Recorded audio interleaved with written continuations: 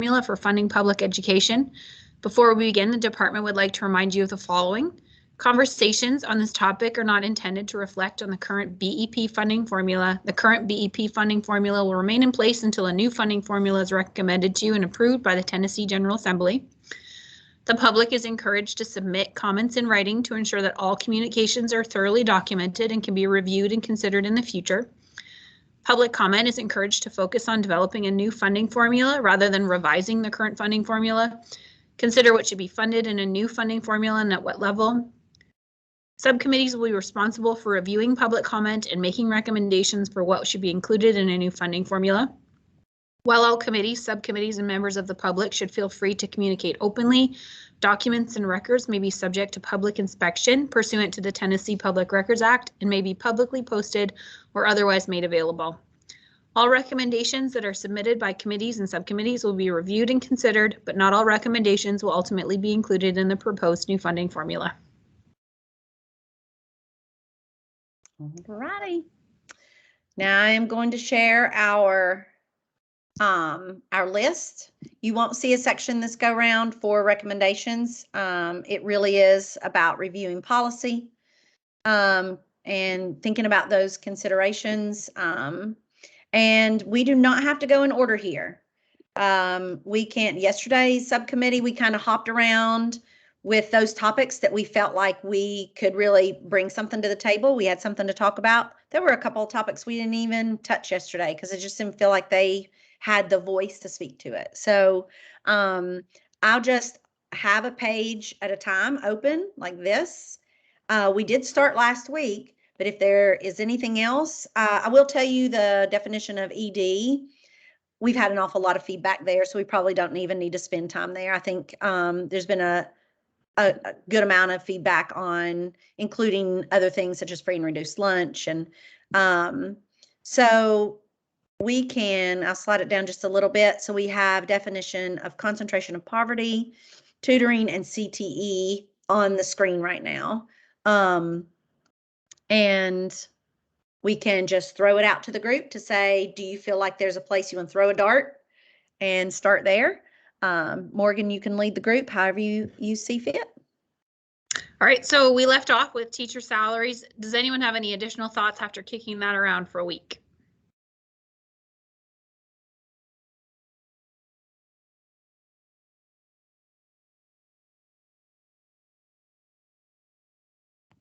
Could we possibly say like absolute minimum or something to really reinforce that that's the lowest?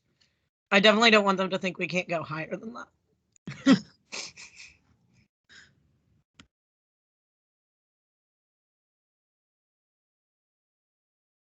All right, did anyone gather any other policies for teacher salaries, maybe beyond the requirements that the funding formula should include?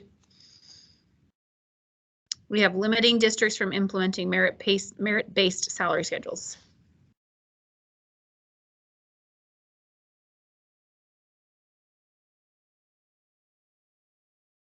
All right, let's jump down to tutoring. So the question is, this is required for students who score at below on the 3rd grade TCAP beginning the school year 23-24.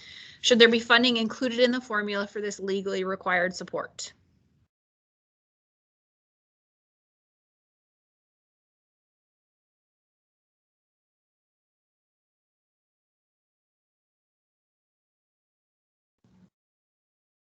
I don't really know what the wording would need to be, but I would say if it's legally required, then we should have funding to support that. I don't really know how the wording would say that if it's, a certain amount is allocated for the teachers that volunteer to do that. If it's the summer school program, I'm not really sure, but I mean, I would say if it's something that's legally required, then there's got to be funding for the people that are going to be, doing that tutoring, I guess.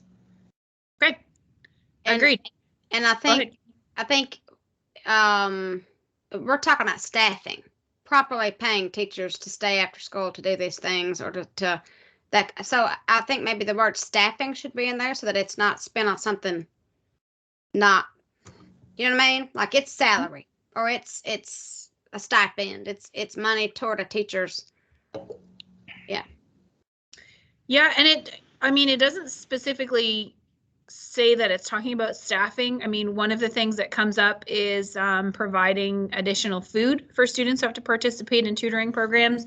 That might be something else that would need to be considered.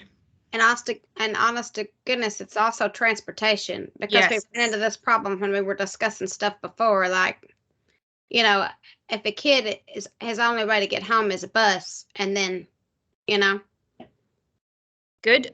Should we specify staffing with certified teachers? I think that could be an opportunity to, I think looking at educators to do the tutoring would be ideal, but also kind of thinking maybe outside of the box. Is this a way that we could start bridging in maybe some like college students and, giving them opportunities to kind of have some of the interaction in schools? And I know there's some things that would have to happen for that to take place, but I would love to see more of that kind of weaving those opportunities for community organizations, student teaching students to be able to do some of those things too. And I think that just opens up your pool a lot more, to have those strong tutoring programs.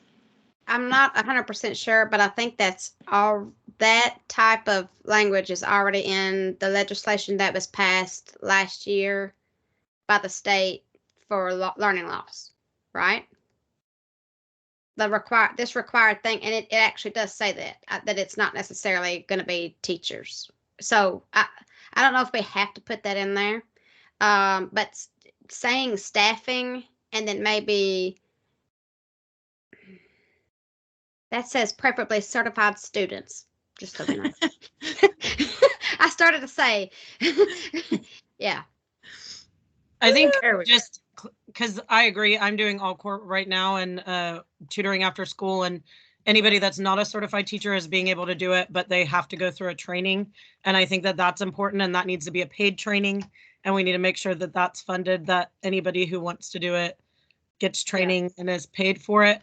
I also think making sure that talking about the salary, it has to be a highly competitive salary. I know that I've worked various jobs in addition to teaching to kind of cover holes in my income throughout the years. And part of the reason I'm tutoring now and getting to invest in my students is because they're paying me well to do it instead of working at Barnes & Noble or a fast food restaurant or in retail, which were all great jobs, but I'm getting paid and incentivized to do this, which motivates teachers and all staff involved to really invest in the program and can make sure it continues.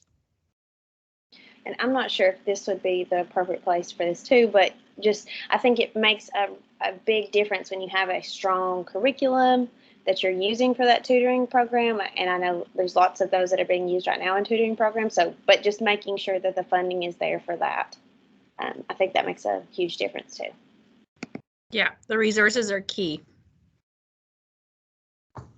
And strong resources too, it's another thing, but that would attract strong candidates, certified teachers or otherwise.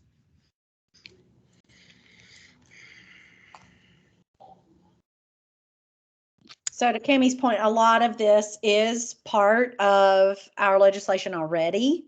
However, in that legislation, there are no dollars attached. So I think here it is a good place to say if this is part of legislation, do we have the appropriate funding for that? So tell me if there's anything else you need me to add. Any other thoughts?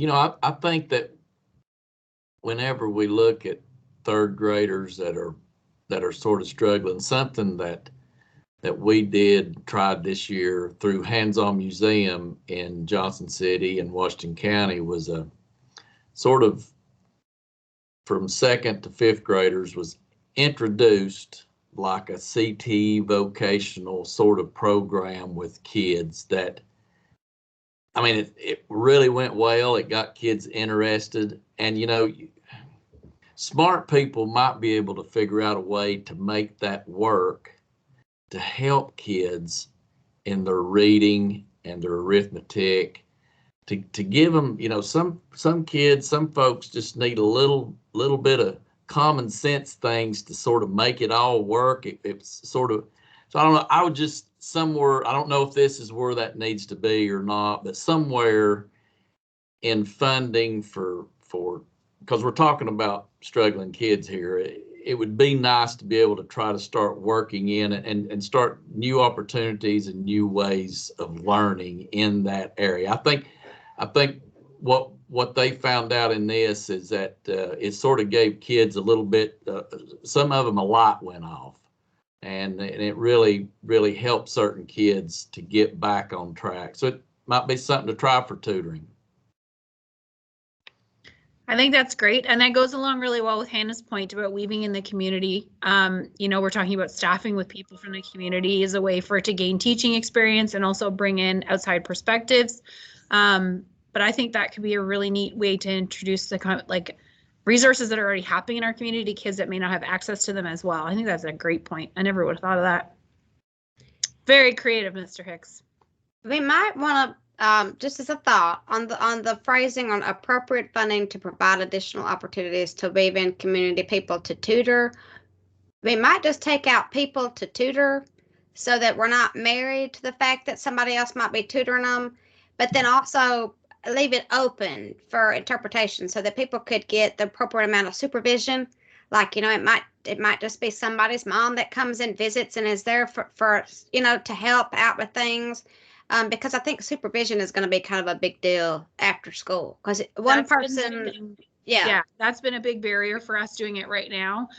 We can find the people, but they're coming from other places. So we dismiss, and then there's that 15-20 minute gap. And it's, you need someone to sit there and do something with them. And, it's fine to volunteer your time, but you have to recognize you're volunteering your time to do that 3 days a week. So that's a great point, Cami.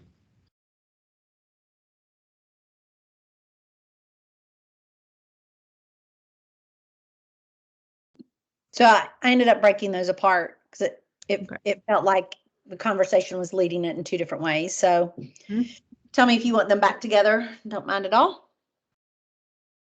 Tim, also tell me if that really captures what you were sharing as well. Yes, I think that's fine. Okay.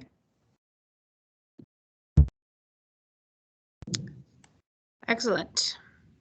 Okay, one of the other ones that I thought, we've got some CTE ones coming up here in the K-2 weight, but one of the other policies that I thought was interesting that I definitely didn't want to miss out on was, I think definitely down near the bottom, professional development and training.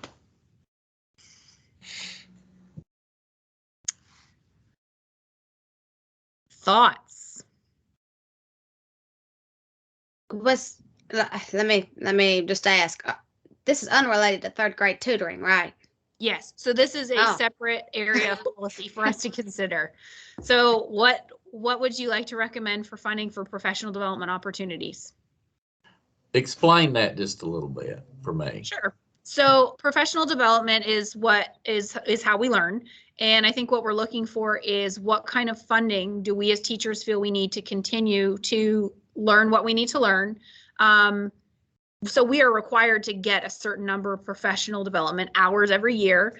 It's often up to you to meet them. Most districts have plans in place to help you meet them, but that this is a piece of funding is something that I thought was interesting. A lot of the times you're pursuing them on your own time. You're attending conferences, it's on your personal time, and they may not necessarily, you can pursue something that way that is your own interest that you know is going to pay off in your classroom. But this is something that I think is important to talk about because as state initiatives roll out, we can't ignore the fact that the teachers still need the training in these initiatives in order to deliver them appropriately. So like this summer, K-2, they provided a really intense phonics programming and they paid for it as well. And so that was something that was a change that was very welcome to me because it took a week of my summer. So it was greatly appreciated to be reimbursed for that personal time, but also gain that knowledge that was so important to pursue that initiative that's being rolled out across the states. So I didn't want to miss out on this opportunity to talk about it because this would all affect us directly and possibly in a very positive way. I had Go ahead, Campbell. Oh, and another example would be in the summer, every summer I go to the Tennessee Arts Academy for a week, and you're networking and you're getting resources for your classroom and keeping your classroom on the cutting edge. That's what our professional development is supposed to do. And so my question is, are we supposed to answer that? And how are we supposed to answer that? Well, that's why I'm asking you guys. I don't have all the answers to this one. Because yes, it would be amazing to be able to determine what I see are the needs for my class, and I think everybody in the classroom could do that. And but I feel like yes is probably not enough. So one thing that crossed my mind was whether it be possible to provide grants, because it can be very costly to attend some of these things that are cutting edge in terms of educational conferences. There's travel involved, often time off, or things like that. Like, they don't always happen in the summer, and sometimes the ones that are really going to change your classroom, transform your learning and your students' learning, aren't at the most convenient time, or they have a $500 registration fee, things like that. I think that would be great. I think giving them a number, like a stipend, because this is just like the feeding and transportation of kids for tutoring. If this is required for our job, in my district, it's 18 hours a week. Sorry, 18 hours a year. Cammy. 18 hours a year, then somehow giving that a monetary thing to where that's built into our salary, is that dreaming? That maybe. I definitely agree with that. I know our school, our PTO had to take money that would have, and they did it because they were investing in our teachers, but we went to the PLC conference, about 10 of us, for a week, and that's an incredibly expensive conference, but it created a group of leadership that can help lead PLC communities when we go back to school. I think what Cammie was talking about with the arts, I think arts have a unique challenge where they don't have sometimes the collaboration in the building and those conferences and professional development opportunities. I'm thinking about school counselors and the ASCA conference, being able to go to that stuff and hone our skills and if we're going to invest in students, we need teachers that are as highly trained, effective, and up to date on their training as possible. I also wanted to say, with professional development opportunities, I had several people reach out to me about trauma-informed instruction for all teachers across the state of Tennessee. And I know the state has started some initiatives with that, but I think additional funding would be great. I think funding for resources, if they're already funding the training. I know our school, we did the training, and then our behavior specialist led the charge on buying us books about zones of regulation, and she's kind of led training on that in addition. All of that stuff is very expensive. For each of us to get one of those books is about $30, and then that's all money that the school has to come up with somehow. And if the state can go ahead and put that into the funding plan, then we make sure that our kids are getting quality instruction, but also quality instruction from teachers who know how to respond to their social and emotional needs, because trauma-informed instruction helps every single student. COVID-19 has led to there being trauma for all of us to some extent. And so we could all use that, in my opinion. I also wanted to say, I want to spin off of what Mr. Hicks said. So for me, I'm thinking about my classroom, and I'm thinking about, I've attended Ag in the Classroom conferences and things like that. And it's those hands-on learning things, that opportunities that we can learn from, that may not necessarily be professional development in someone else's eyes. But for my classroom and my students, I know the things that are working or that would work. And so I want to spin off of what he said. Those learning opportunities are, very valuable for certain sets of classrooms. So, I want to also add in there, not even add in there, but just say, I think that we as teachers know our classrooms, know our students, and know how to reach them. And it may not necessarily be what someone else thinks. So I think giving us the opportunity to have a wider range of options and have that funded and not necessarily have to worry about how am I going to pay for my plane ticket to New York for an Ag in the Classroom conference, you know? So I think that that's a huge thing too.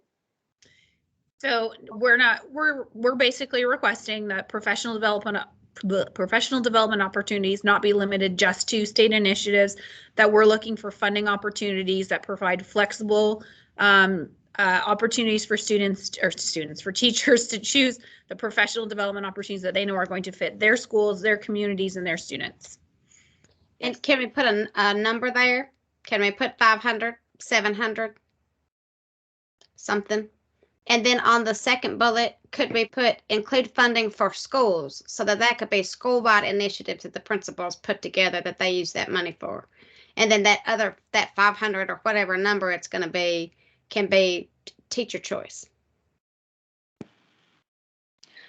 I would also add, just kind of thinking about like the reading training that we did this summer, that was so good and so beneficial. I mean, just being able to go back through it and still digging through it now, it is so strong, but not everybody was able to do that. You know, it was kind of just if you had the opportunity or you had the time to take during the summer.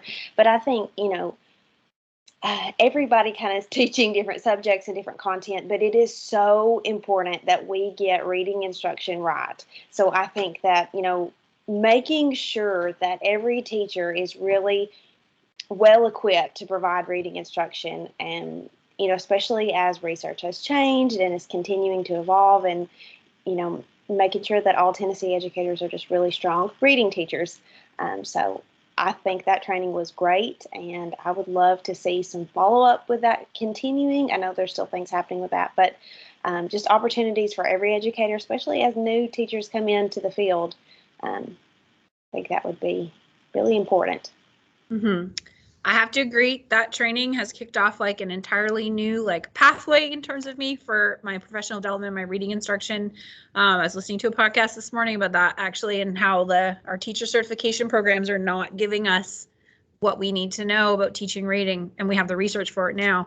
And so what we're getting is these new teacher candidates who they're well trained. They know how to do lots of different things in the classroom, but they are not prepared to meet the needs of 2/3 of our readers. And learning that on the job is exceptionally difficult. Okay, any other thoughts on professional development and training?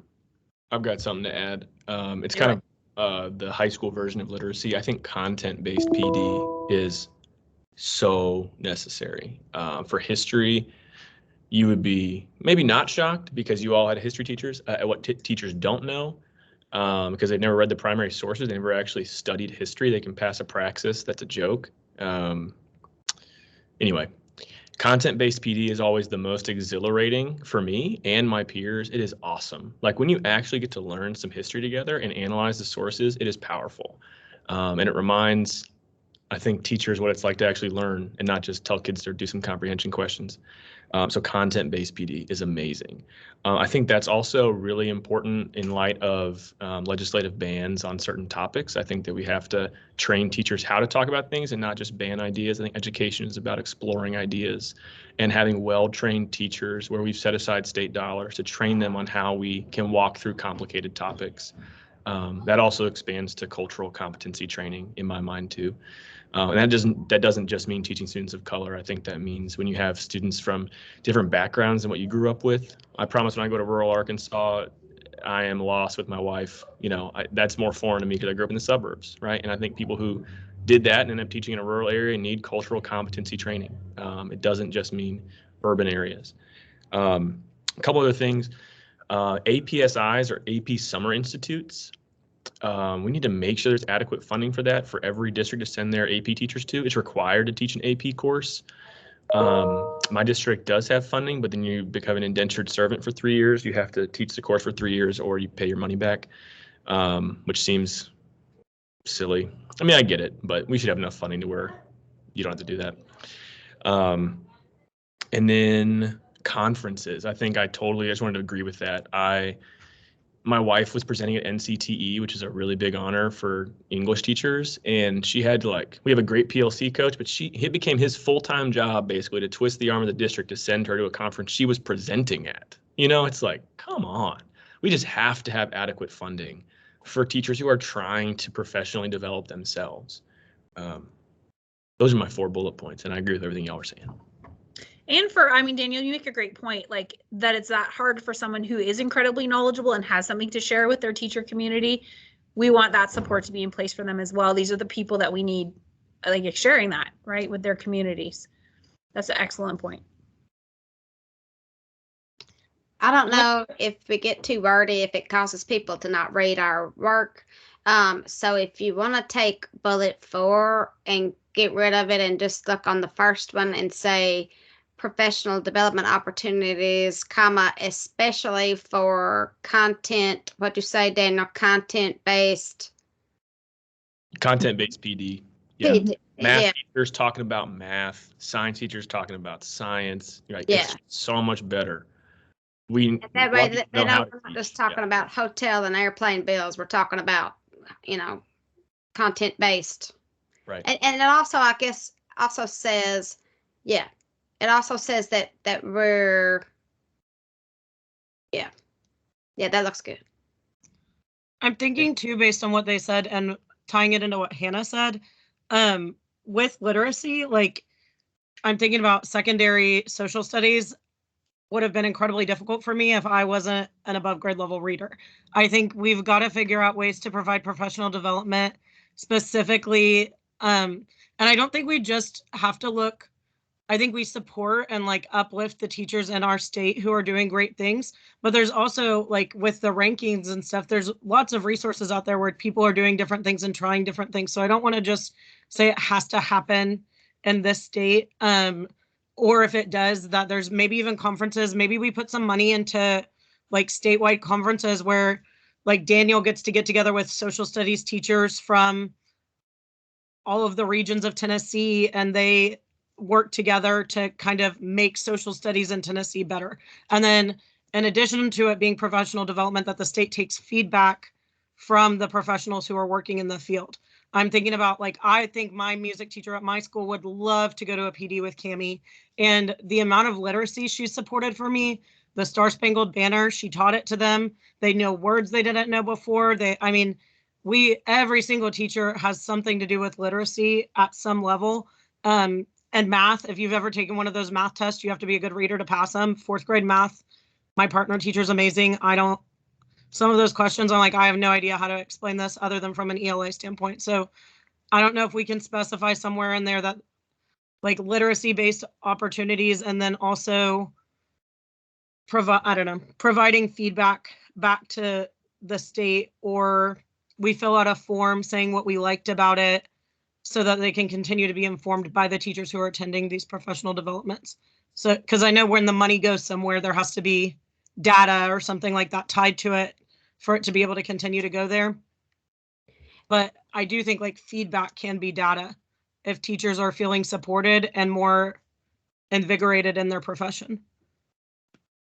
And I think middle school and high schoolers, I know we all have professional organizations. Like I belong to, in Tennessee, the TNMEA, Tennessee Music Educators National.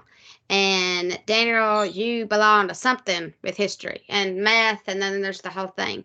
And so those things are in place. It's another thing that jogged my mind on, Elizabeth, is the possibility of maybe membership fees being covered for those as well, so that you can go, because a conference with the TNMEA is, it's $300 if you go, but if you're not a member, it's $500.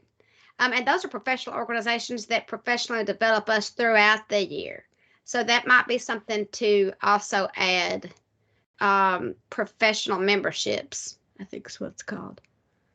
And I know we have like a lot of opportunities for collaboratives for like specific content areas across the state. And it is definitely not a replacement for in-person PD. I think you just get so much from being in a room with your colleagues that you can discuss things with. But just having the opportunity to, maybe even have some PD opportunities where you could have discussions or hear things kind of at the same time as your peers from across the state who are in your same area.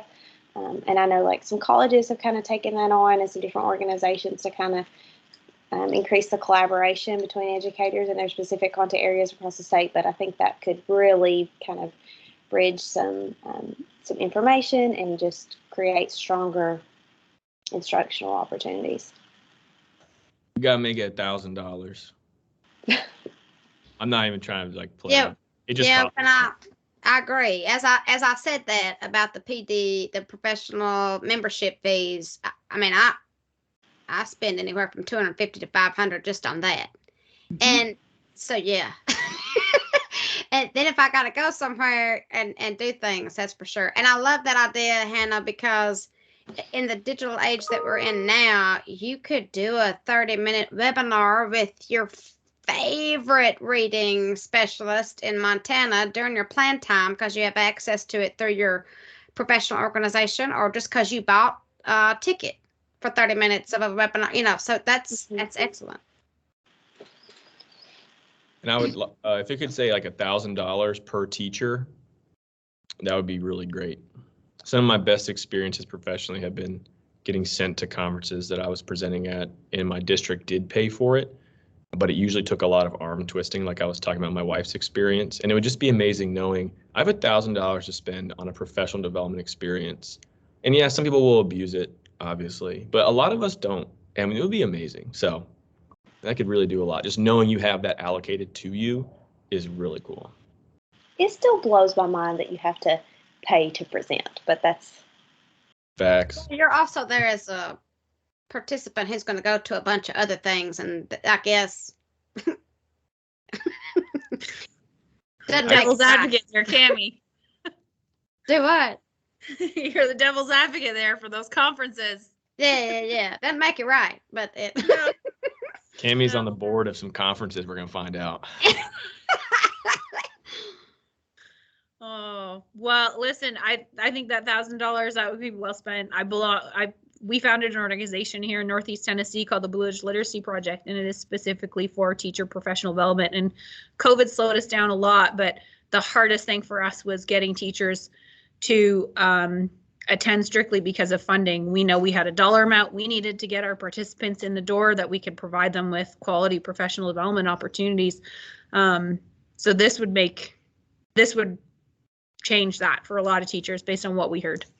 It would help with teacher retention, and right now we've got a bunch of initiatives coming out about like grow your own and all of those things that Tennessee is trying to do. I can't even imagine if in my first 5 years teaching, I'd had $1,000 to go to professional development.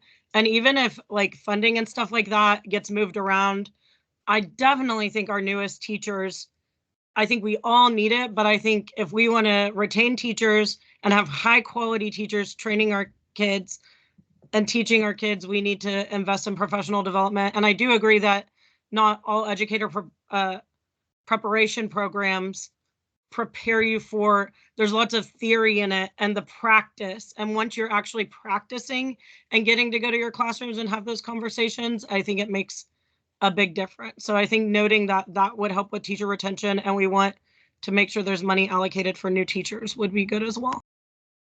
Okay. All right. So there's 4 other areas that I thought would definitely be worth exploring for us. If anyone has further thoughts on this, definitely share. I don't mean to rush us, but I'm looking at the clock, and we have. Do we need to say that? Do we need to somewhere put that retention, teacher retention? I don't know if it just needs to be in parentheses on the first bullet that just says this would aid in teacher retention, so that they realize that that's also another layer to this. It's not just free vacations in Hawaii. I'm just kidding. I didn't. Yeah. That'll get you to like San Francisco, Cammie. That's not good. Yeah. Okay, so our 4 remaining areas that I thought we could consider are the policy for CTE, K-2 weight. We have a couple of questions for outcomes as well, and accountability. Specifically, I think why don't we start with the CTE? That's a topic we've talked about heavily. Is there any further thoughts? So it says review the CTE content and provide feedback on how TN may choose to address CTE considerations. So to me, this is like our final shot to provide like our last thoughts on CTE? Anything that you feel needs to be addressed in the policy that we haven't done yet?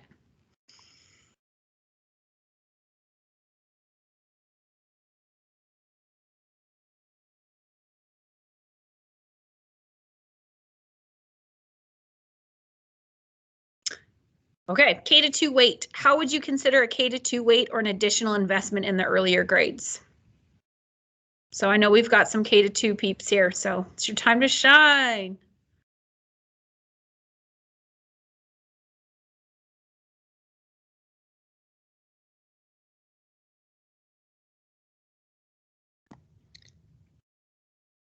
I'm not K-2 anymore, but I was, and I think additional funding for interventionist would be a big one. I think as long as we have more than 15 kids in a room, it's hard to get some of those ELA gaps filled. But if we could get some more intervention in K-2, have more interventionists in the building, that would really help, and it helps all of the rest of us.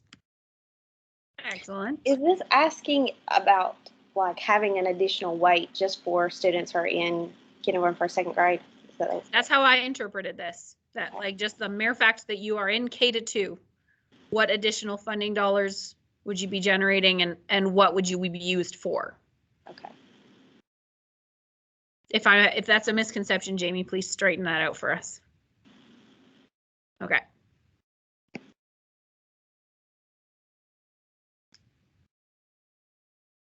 Okay, anything beyond interventionists?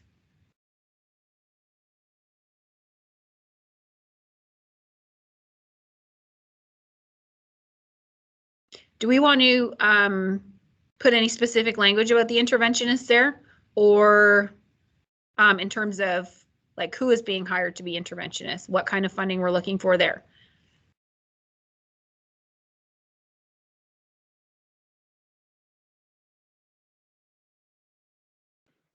Elizabeth, when you say interventionist, you mean people providing instruction to, like extra people providing instruction for K-2?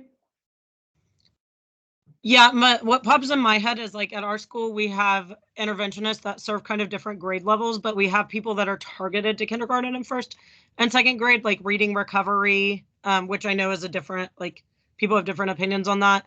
But like our reading interventionist, Sue Bird, she's heavily trained in specific instruction for early readers. So that was what I was thinking.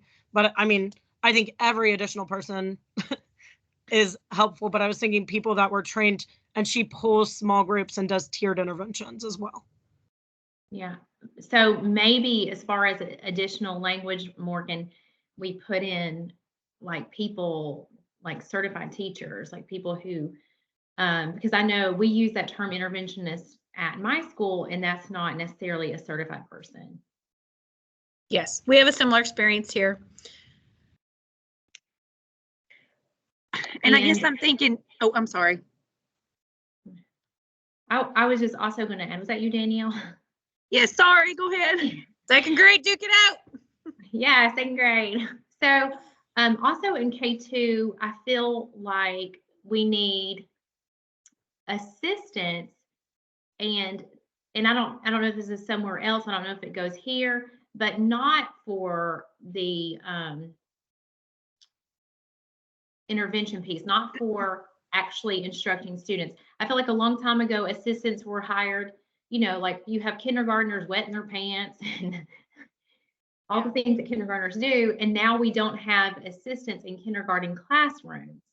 You know, there's a lot of clerical stuff, or not like cutting out stuff and all that stuff in K-2 classes. But those assistants have been pulled and are now delivering instruction. So maybe we could go back to assistant, you know, like not certified people. Yes, For yes. us, right. For us here, we have a very small school.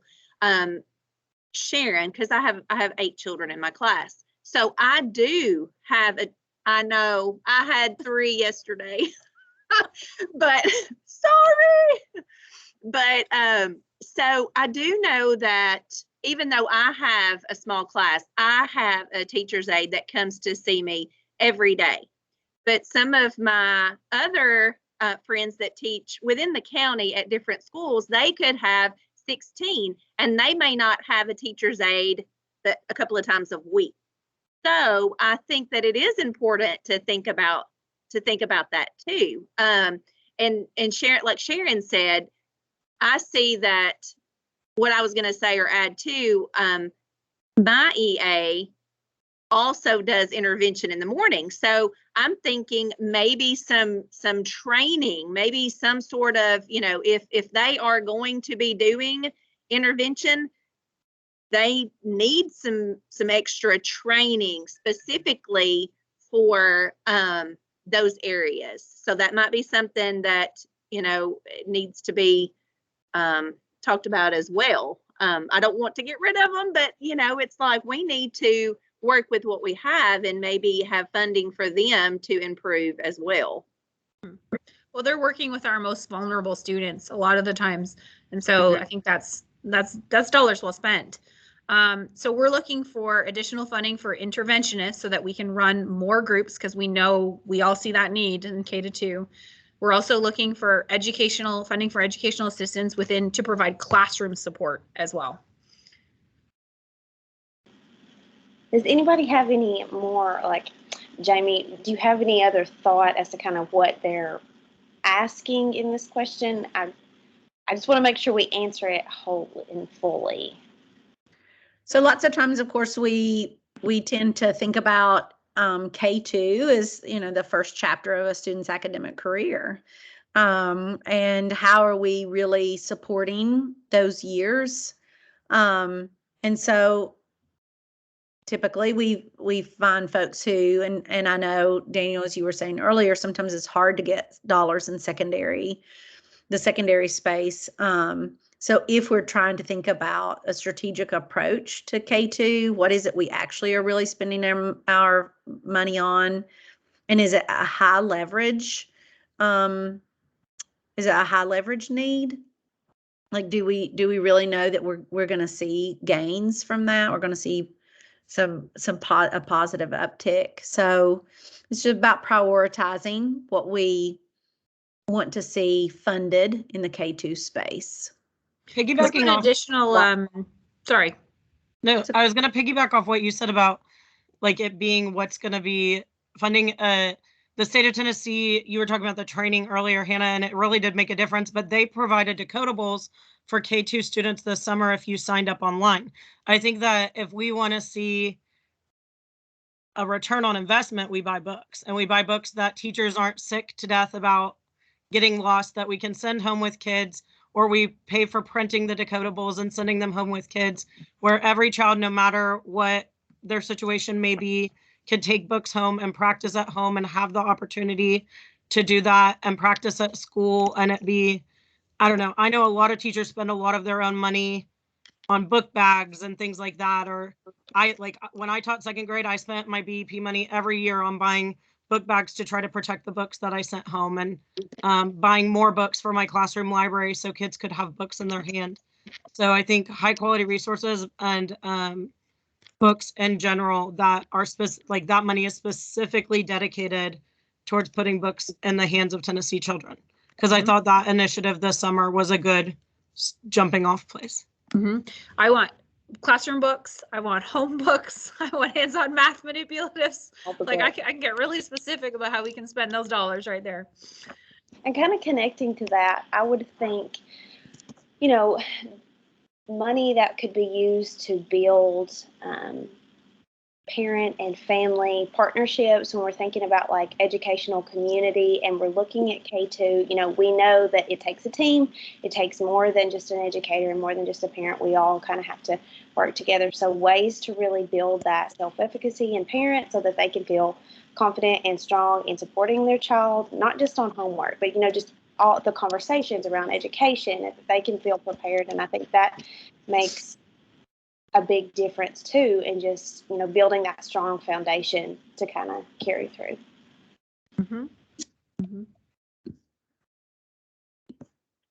Yeah, we have some of that's required through, I think, our title funding. A part of that requires us to host some really great parent and community And, you know, COVID has really changed that the last 2 years. It's not something that we've been able to do easily. That's something that, you know, I'm looking forward to seeing coming back, hopefully.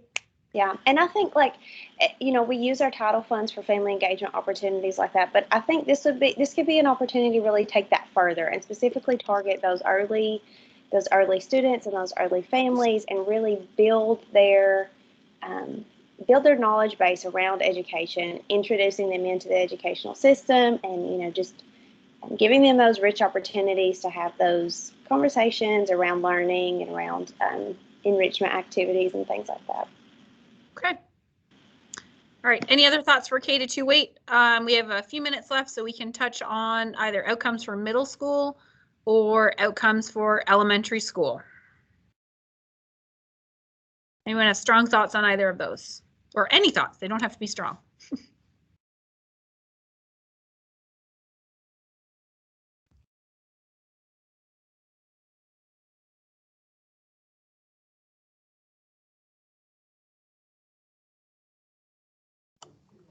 I think for middle schools, we need career coaches to come in and sort of help identify, you know, and hopefully through teachers, through the work you all do, be able to identify kids that might need to go a different path in high school, you know, and just sort of introduce those kids to that.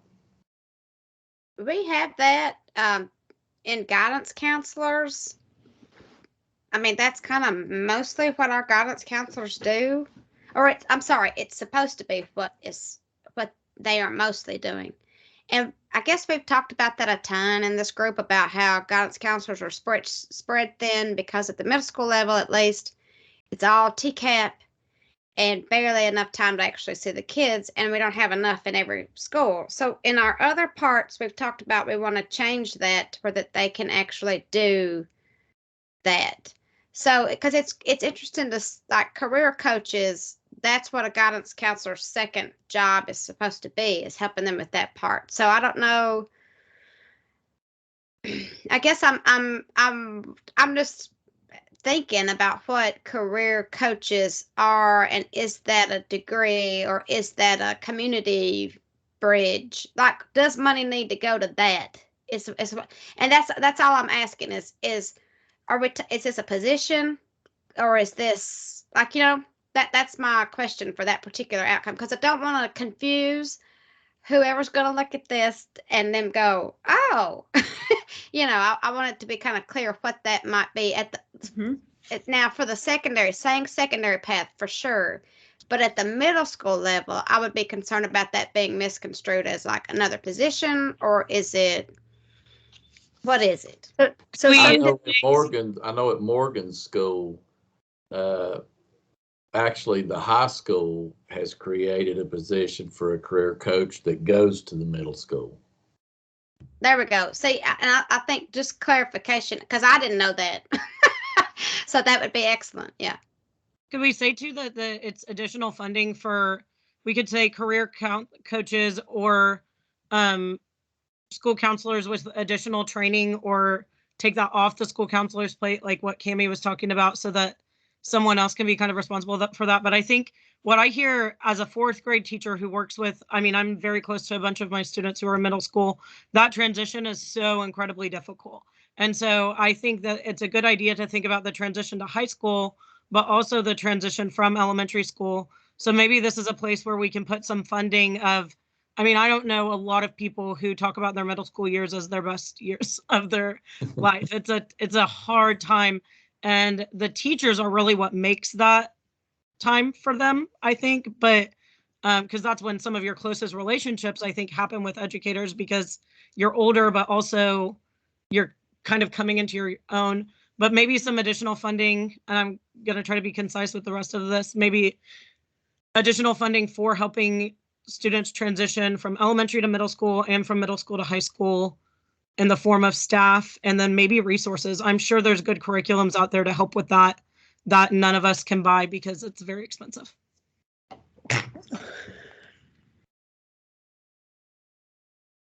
Bless you. Thank you. I guess career exploration might be in there somewhere too. Like just funding for programming, career exploration programs. Okay.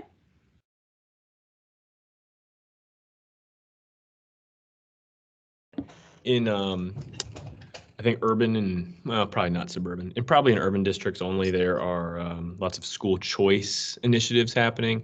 I think school choice counseling is really important. A lot of parents don't know how to navigate that, and it inherently privileges those that know how to have the time to navigate it and know how to navigate it and have friends who know how to navigate it. So school choice counseling would be a big piece for selecting the right high school as we continue to neoliberalize, schools.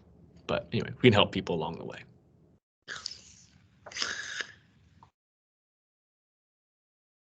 All right. So keeping in mind too that the outcome section is per student bonus per performance. So it's not necessarily, just because you're a part of this, you would meet that outcome. Any other thoughts?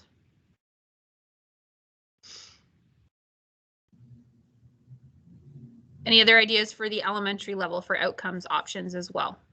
Morgan, as you say that, I think part of my recommendation here would be to move some of this likely down here into some of its own little section. Because it doesn't necessarily, at this point, I know it was kind of a brainstorming moment, so I just captured it here, but it doesn't necessarily all fall under outcomes, because those outcomes are part of, if you do X. Yeah, we give you Y dollars. Yeah. Okay, let's move it, because I think it's excellent points. It's not something I want to get lost. And we'll move it down here. So title, is it like it's pretty much counseling. Is this basically miscellaneous, what we just discussed? Right? Because I did too. I was like, I don't know how to answer this question with it saying outcomes. I think counseling and career coaching, I think that fits that. Did we put something about, or did career coaching get put somewhere on our list of gotta have, nice to have, blah, blah, blah, blah, blah? Didn't it get put up somewhere in there? So should it be anywhere on this last page? Well, so it's part of the actual draft framework. Counselors are under the base. Okay. Since they mentioned wanting this, could we put it as an outcome that like you get additional funding if you make sure that all students receive some kind of transitional counseling? That would be, I mean, we base things off test scores a lot of the time, but ensuring that all students have the opportunity for some type of transitional discussion one-on-one with a school counselor at some point or with their families might be an outcome. I would put that under elementary too. Like, has every child met with a school counselor or been supported in some way by a social emotional support staff member? I think those students might not get funding on achievement if they're needing support like that at the time, but I do think schools should get funding for the effort that those employees are putting into meeting the needs of their diverse populations.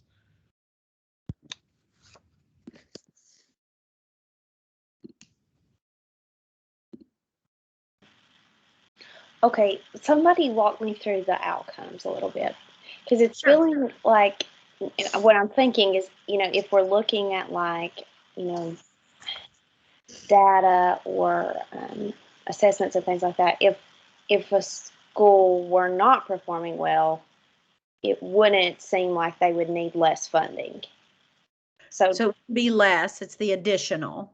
So here they would receive, this example here is if X school provided and was able to have evidence that they provided all students with that transitional planning with the counselor support staff, they would receive additional funding. Yeah. And this is one of those things where I guess I'm confused because we put it somewhere else. as a need, does it have to have an outcome? Does it even need to be discussed again? I guess, and I don't want to erase our work, but I don't know.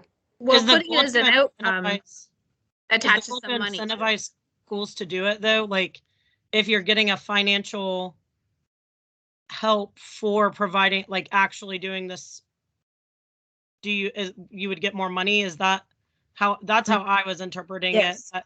Like the schools would be getting more money rather than just focusing on test scores. We're also going to give schools money for helping students transition from elementary to middle school and from middle school to high school. Mm-hmm.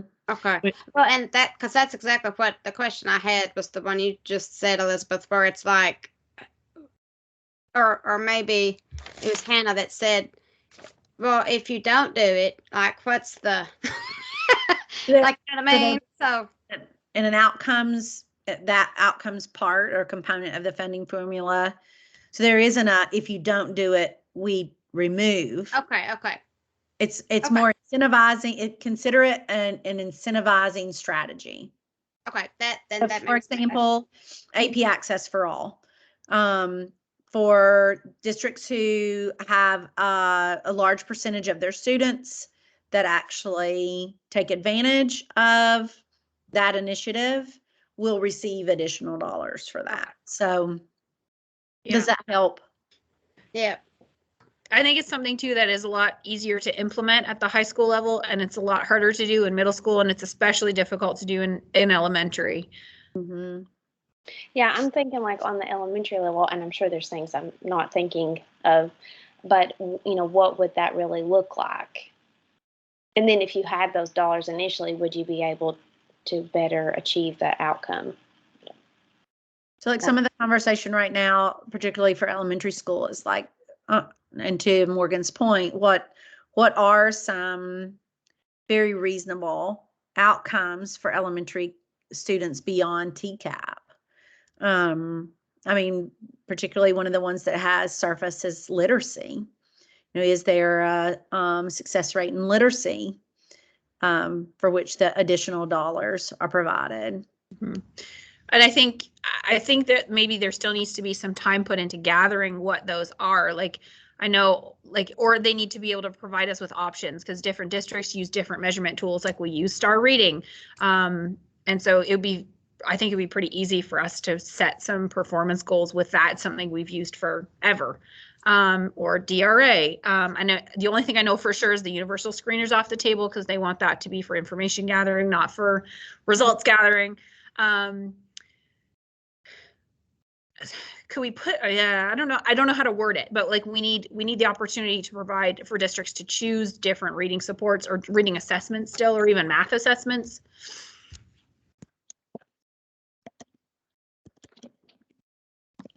Outcomes are really hard too, I feel like, because like I was thinking about maybe an attendance data outcome, but then that's automatically marginalizing groups that have less difficulties with attendance. So I think that the outcome section is inherently difficult because the schools that are going to have the best outcomes typically start with the most resources to begin with. So that's why, like I said, the transitional thing, because that's something like I'm getting endorsed as a school counselor right now. My hope would be that any comprehensive school counseling program would be able to agree to doing that. And then schools that might not reach the other outcome criteria would get funding for that criteria. So that might be something to consider if there's any other ways we could get money to schools that might not be reaching other outcomes that have been listed.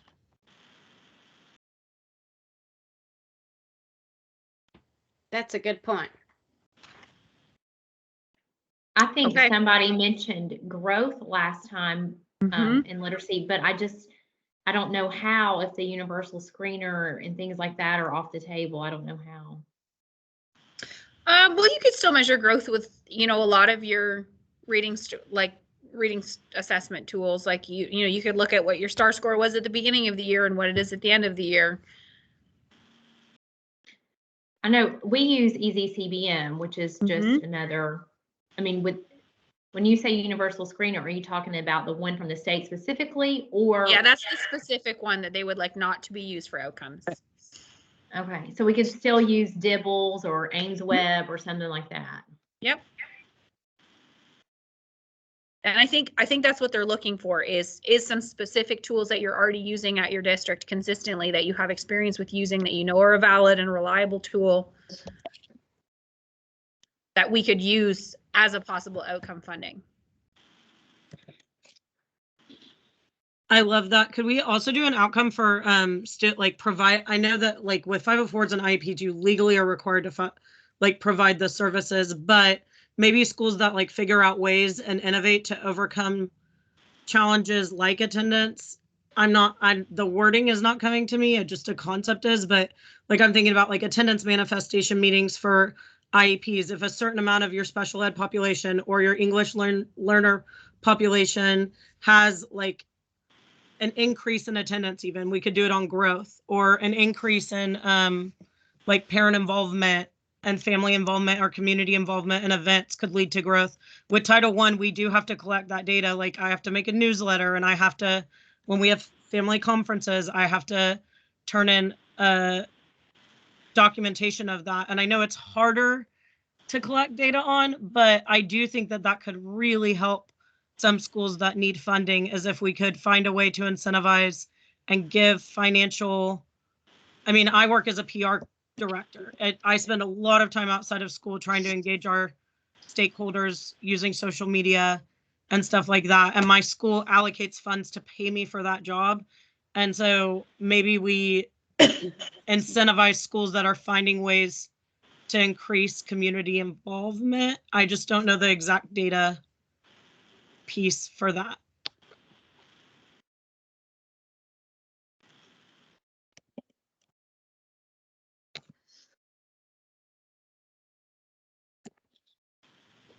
I would agree, but I think that could also go along for elementary and high school as well, because the family engagement drops off, especially as you get closer to the high school level.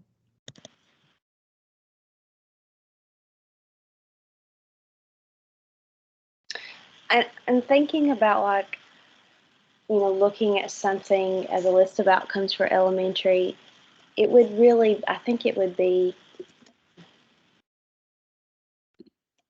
better if there were a way to use something that was already being used, because, when you think about all of the different tests that happen throughout the year, like, you're doing the universal screener, and then you're doing the universal screener and winter, and then you have, WIDA assessments, and then you have TN Ready, and then and then you have AIMS, or your universal screener. When you have all those assessments kind of stacked together, it can get pretty lofty, and that's just in elementary. I know, middle and high school, that's a whole different thing too. So just really thinking about all the testing components that are happening, and just not adding something else that would take more instructional time away, because we all know how important assessments are and they guide our instruction, but really being mindful of that. I think that would be important as we look for something. Agreed. When I read this, one of my concerns and my cautions are that we are not adding to the plates of educators, but we are helping them and their students achieve.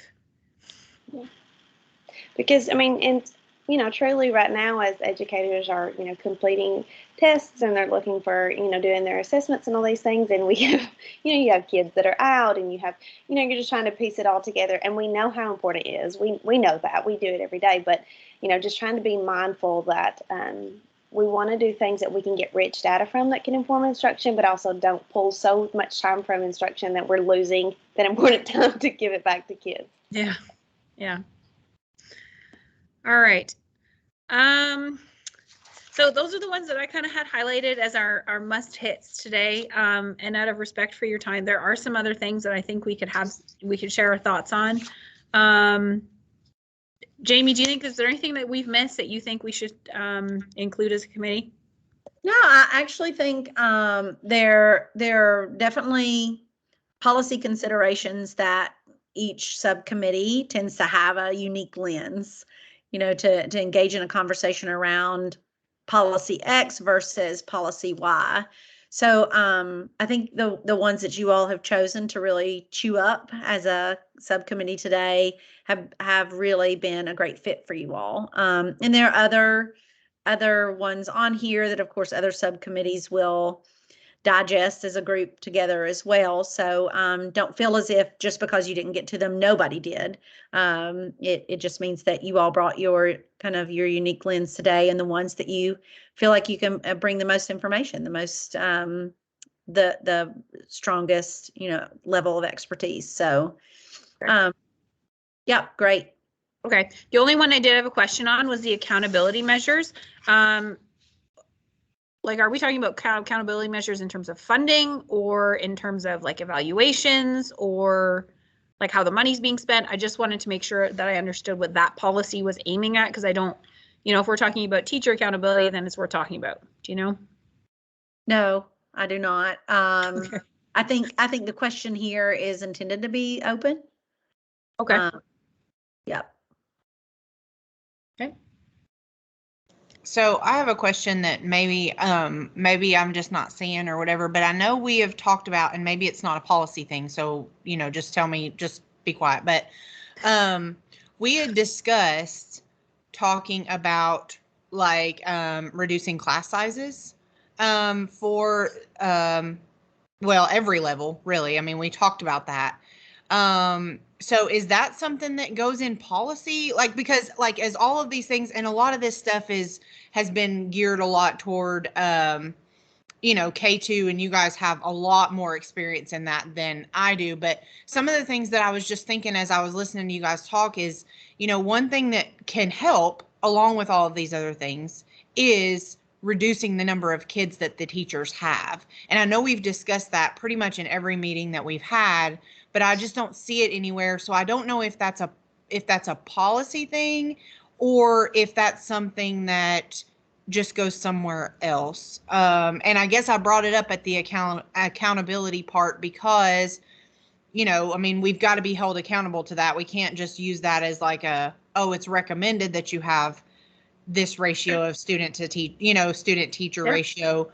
It needs to be something that we're holding our feet to the fire kind of thing. So I don't know. Well, maybe we can do what we did with the career income counseling, right? We can make our own. And I so also to go along with that, Aaron, like number one, I think if that blank is open about accountability, and it might be talking about teacher accountability, this is the only subcommittee that's going to be really, this is in our wheelhouse as to what needs to be on there. If there's anything coming out of anybody's mouth, it should be us. A, B, if the number, if your school district is not following the number, and then you're judging a teacher on their level of effectiveness, and they have 38 kids in their classroom. Yep. So I think those are little things that maybe if there is something that we need to say in these boxes, this is the time for sure. Jamie, can we take our recommended class size ratios from our, I think it's in our base, and put it into our policy box here? Does that make sense? Yep. I'll have to pull it. But I have it. Can we make that an outcome? Can we give districts money for making class sizes correct?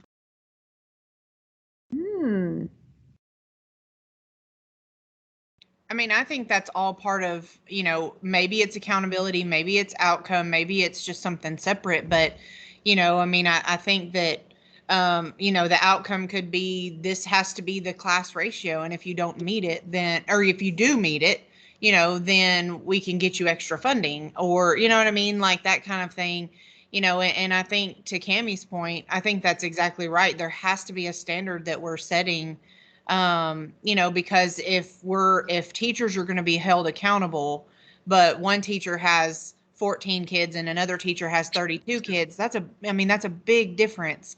But those teachers are going to be held to the same accountability. So I think that has to be in there somewhere. And I think we talked about it so much as far as what the class size needs to be, that I think it's got to be here somewhere. It's got to be somewhere where we're showing this is a really a priority for us. So Aaron, I stuck it in here Can you see it right here? Mm-hmm. So I pulled our class size ratios from meeting number 4, Right. moved them over. Does that work? Yeah, I think that works. I mean, I think that's what we kind of decided as a group. So, and like I said, I wasn't really sure if it needed to be policy, but I think if it's going to go anywhere, we might as well put it there. Can we put that needs to be school-based instead of district-based as well if we're going to put it as an outcome and incentivize it? Because like you mentioned earlier having 8 students in your class.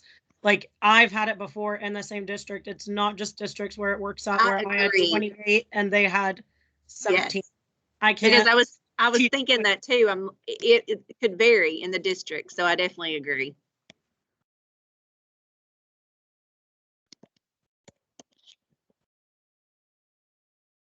Is that for middle and elementary? Yep. Okay.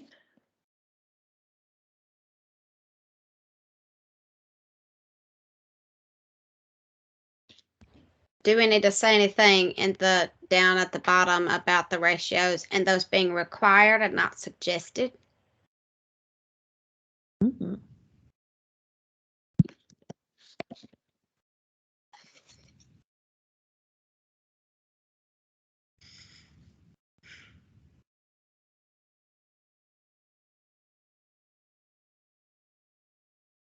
Okay. You want to jump back to that accountability measures? Cammie's right. If we leave it blank, I this don't is know what something. we're supposed to put in that box, but if it's gonna say something about teacher accountability, then let's say something fancy because we're literally the only ones that are gonna know it, you know? Okay. All right. So I So don't know. what accountability measures should be included in any new funding formula, any new formula proposal, or what ideas do you have? I have a hard time putting this one into words. I think equity, make sure we're not holding teachers accountable for teaching oranges when this other teacher's teaching apples, Don't write that down, Jamie. I mean, is this where we talk about evaluation systems? Cause we've got money in team or So- Tiger. So Well, that's why I asked Jamie. So that we need to think about, this is a funding formula. So it's not that we're just talking about it as in, this big broad brushstroke, but when you're thinking about it within the context of a funding formula. I think we have teachers leaving in droves right now. So if we're talking about teacher accountability, we need to put a focus on like support instead of consequence or it being punitive. I think a lot of times observations are seen as something that's anxiety provoking. And I think we've got to change that in a funding formula. I personally would love to see that we put funding into providing additional academic coaches when schools have teachers that are considered underperforming. If they're underperforming, then we can put more staff in the building to support them to have the skills they need to meet the needs of those students. I also think that Cammie mentioned like team and all of that. I don't know. I just think it feels very much a lot of the times like things are to kind of keep us in line. And I don't know that that's the ideal as a Tennessee Teacher Advisory Council. It's not about keeping us in line. It's about keeping us constantly growing. And so maybe incentivizing growth on the If rubric as well. maybe- Yeah, if maybe it just needs to say something like funding to ensure that we shift from a blank mindset to a blank mindset. And I don't mean to say mindset twice, but you know what I mean? Like, so that it is not us complaining about evaluations on here. It's about us saying that the way about it that we're going. Because I guess what I was asking was the team program is a budget line item, right, in this formula that we're talking about. Like it will be, because I'm thinking we have a contract with them. And so this will be part of our formula is teacher, or the education formula is teacher evaluation system. And so something that shows a shift in mindset in this box is, I don't know what to say, but I'm just saying that out, putting that out there. So I added shift to from a compliance to growth mindset. And then something about equity. Somewhere. I wish we could just pepper it in. But like, because Daniel teaches in a very different school than the one I'm teaching in, and because the woman next door to Rankin is in a completely different situation, you know, I guess to ensure a shift from compliance to growth that leaves room for blah, blah, blah, blah, something about that, because it, yeah, besides growth is a, yep.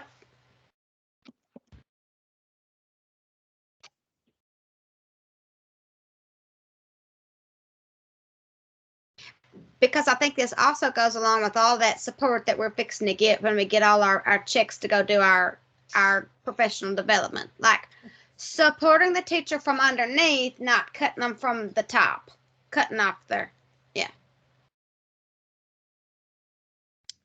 Okay, so just read that over, make sure that that's, you know, the kind of thinking we're looking for, that, you know, when there's an area of growth that's identified from your accountability, that's something that is, there's funding for that to help you grow there.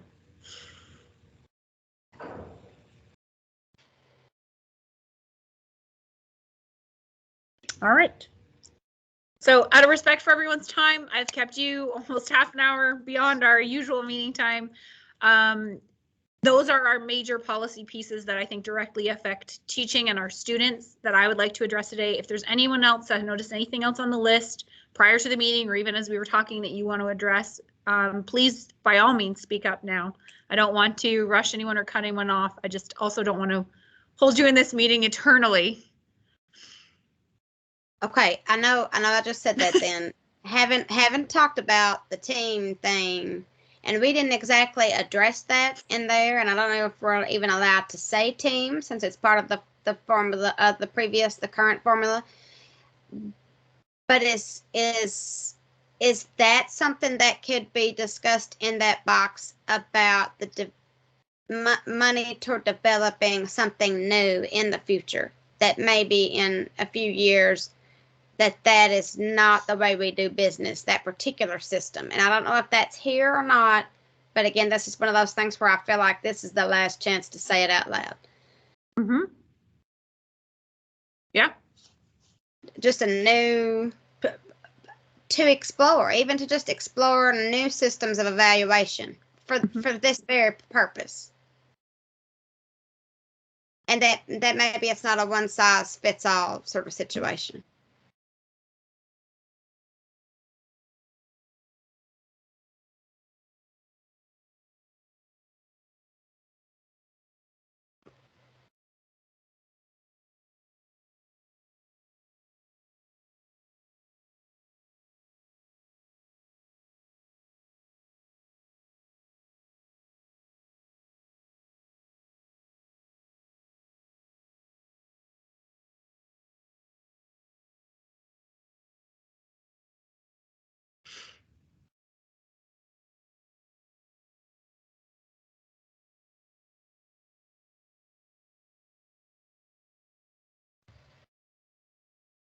Because we're not expecting the kids in the future to do one size fits all either, especially with the conversations about school choice and those other things, then it can't be the same for us either.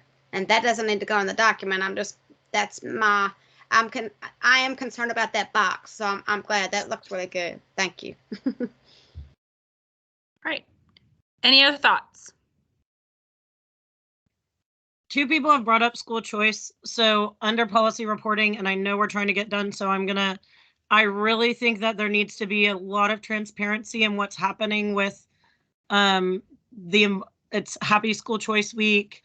We are, I am all for parents being actively engaged in their child's education, but making sure there's a lot of transparency about that. And as this might be my last chance to kind of make the appeal that we're not focused on a partisan system that only kind of supports one agenda for 4 years, but that we really consider this from the lens of if this budget system wasn't changed again for another 30 years, that it is lasting and impactful for all Tennessee students, no matter if we agree at the ballot box with their families or not. So I think that with the reporting that we're really, really transparent about where the money is going, making sure that the money is going to publicly educated students, and that I would like to know a lot about the voucher system as well. I think that that should be part of the policy if that's going to be something that's come up with school choice a lot. If that's going to be something that other committees and stuff, I noticed that it ended up in the budget, and I tried to kind of find where it had been discussed by other subcommittees, and I wasn't able to locate that. So I would like a lot of transparency as that's developed. And I might have totally missed it too, if other people have opinions about that. But as far as reporting goes, I think letting us know about school choice, I think, like Daniel said, making sure families are aware of the options, and then making sure educators understand the stipulations and how that could impact them in the long run with things like charter schools and unions and things like that. I did watch when Commissioner Schwinn presented to the governor on these issues like late December, and she was very forthright and said many people are concerned this is about vouchers, and he was kind of shocked and said, why do they think that? It's actually not at all. That's what he said. It could be totally different. They're still trying to do vouchers for people who aren't open 180 days a year. So who knows? But I was thankful to see the commissioner was presenting that, and I think that you and I would both commend her for doing so and just saying this is what many people are concerned about. But anyway, that's the only thing I've seen about vouchers, Elizabeth. Yeah, Daniel, I would love that. I would love that link if you have it. Go ahead, Kimmy. I'm sorry. No, I'm the same way. That the thing that pops up in my mind when we're talking about that is that recent piece of legislation about if your school wasn't open 180 days or other requirements that you could get that. And I don't know where that's going, but that definitely transparency for the financials of where the money is going so that it's not going to the wrong places. The other thing I see on there on partisan system, I don't know what it's like in other places, but our school board just recently, or our county, or our school board, it's getting late, so my brain, but basically our school board next year when they have voting and they're running to be on the school board, it is now partisan. So somebody registers with their political thing, and I don't know. I see what that sentence is, but I also want to point out that that's happening in our district, and it could be happening in other places where, you know what I'm saying? Does that make sense to everybody? Where now that is part of our District 3 is a Republican, or District 4 is a Democrat. Like, that is where our life is going right now in our county, and I wonder what that's looking like in other places. And just with that second bullet there, I just wonder if there's anything more that needs to be said.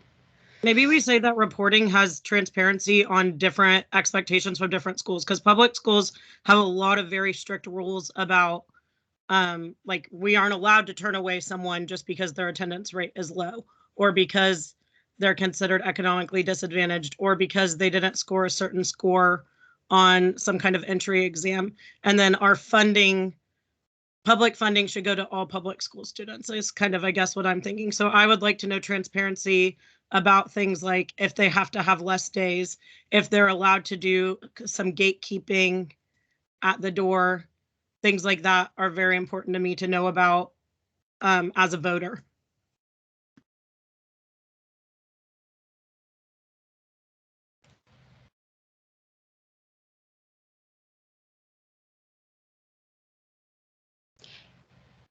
And you just said gatekeeping, and that's also another thing about non-discrimination laws and all kinds of laws that could be broken with that. Yeah.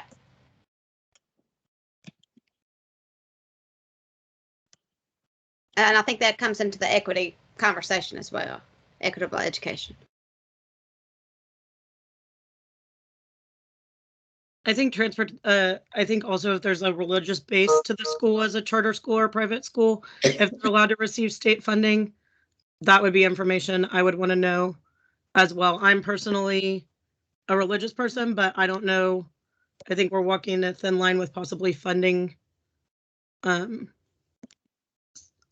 schools, I think that it definitely needs to be reported on, no matter what the decision ends up being.